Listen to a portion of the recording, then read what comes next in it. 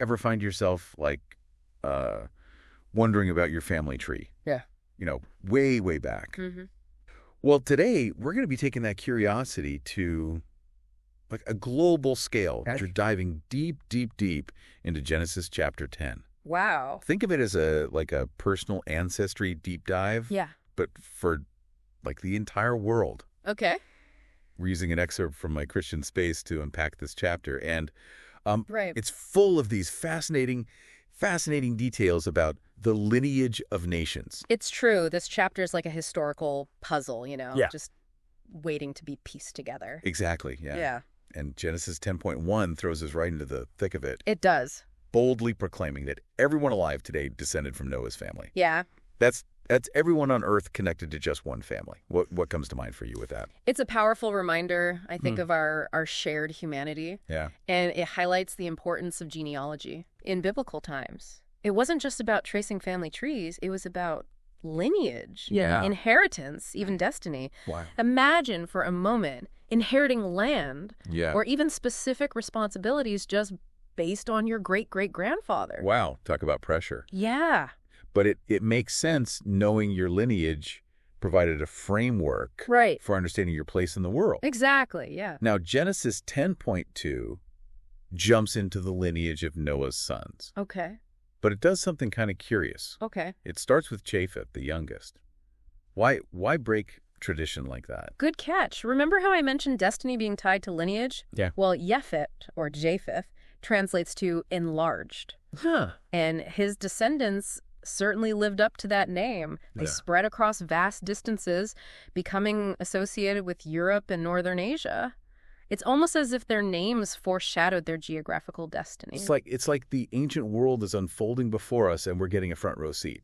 And speaking of unfolding, Yeah. Genesis 10.3 introduces us to Gomer and some of his sons. Okay. And their names are, well, let's just say they're memorable. Okay. We've got Ashkenaz, meaning leap upon like fire. It certainly paints a vivid picture, doesn't it? It does, yeah. It emphasizes how names in those times weren't just labels. They were imbued with meaning, Right. often reflecting character or purpose. So we're not just reading a list of names. Yeah. We're uncovering stories, Yes. personalities. Absolutely. And then there's Rephath, a name shrouded in mystery, Yeah. but thought to evoke images of healing. Right. What a contrast to his brother. Definitely. And as we delve deeper into verses 4 and 5, Okay.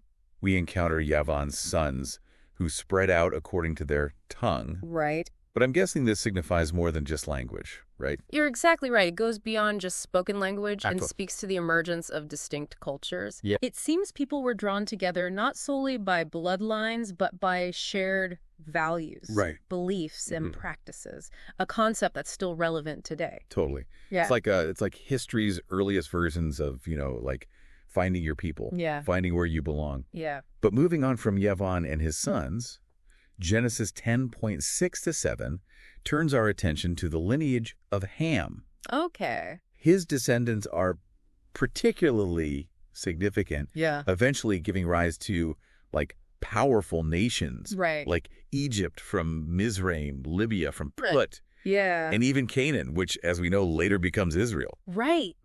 This is where we see those threads of interconnectedness Yeah. weaving together even more tightly. It's fascinating how the descendants of Ham, Yeah. particularly those from Mizraim and Canaan, would have this complex, Yeah. intertwined history with the Israelites, God's chosen people. Yeah. It really underscores the idea that even in conflict, Yeah. there's a shared narrative unfolding. It's like a family drama Yes, it is. playing out on an epic scale. Totally. And speaking of drama, Genesis 10.812 introduces a figure who seems, like tailor-made for it. Nimrod. Okay. He's described as this mighty hunter before the Lord, the Right. first powerful ruler on earth. Yeah. But the way he's described it makes you wonder, Oh, was okay. he a force for good or something else entirely? That ambiguity is really at the heart of Nimrod's story. Yeah. While he achieved great things establishing a kingdom, Yeah. building cities like Babel and Erechim, Right. these places became associated with human ambition that opposed God, Okay. particularly Babel with its infamous tower. Right. The text seems to warn against equating worldly might with righteousness. It's a good reminder It is. that even impressive accomplishments can be misaligned with a higher purpose. Yeah, absolutely. Kind of makes you wonder what he could have achieved if his ambition had been channeled differently. Exactly. And it speaks to that ongoing theme of choice we see throughout Genesis. Right. But for now, let's shift our focus to a different branch of this family tree. Okay.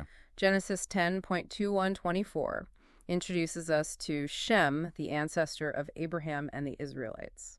It's like we're zooming in on a lineage Yes. that's going to have major significance in the grand scheme of things. Absolutely. And talk about significant names. Yeah. Genesis 10.24 introduces Eber, the root of the word Hebrews. I mean, how cool is that? It's a powerful example of how names carry weight, Yeah. acting as a link to shared ancestry and identity. Right. Even today, we see how names can connect people to specific communities, Yeah. cultures, and even values. It makes you think about the labels we use to identify ourselves and others and the impact those labels have. Definitely. But even within this lineage destined for greatness, there's division. There is? Genesis 10.25-29 shines a light on Eber's descendants. Okay. Specifically, the split between his sons Peleg and Joktan. It seems like even families chosen for great things aren't immune to internal conflicts. Yeah, It really makes you think, It does. about how even with like a shared goal, that doesn't mean that things are always going to be like